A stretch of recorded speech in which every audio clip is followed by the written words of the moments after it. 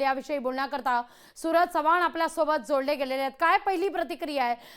तुमच्याकडे खरं तर सत्ताधाऱ्यांकडे गृह खातं आहे, पण या ठिकाणी संजय शिरसाट यांच्याशी देखील काही वेळापूर्वी आम्ही संवाद साधला। त्यांनी पोलिसांच्या या कार्यक्षमतेवरच काही सवाल उपस्थित केलेले आहेत। ही बंदूक हिसकावून घेईपर्यंत पोलीस काय करत होते हा मुद्दा उपस्थित होतोय। 3 राऊंड फायर झालेले आहेत अक्षयकडून। एक अक्षय हा मानसिक दिसून येते आणि अशा गुन्हा त्यांनी केलेला आहे। अशा गुन्ह्यामध्ये तात्काळ त्याला फाशी भेटली पाहिजे आणि असं कृत्य पोलिसांच्या बंदुका हातात घेऊन फायर करेपर्यंत पोलिसांनी काय केलं हे महत्त्वाचा प्रश्न आहे।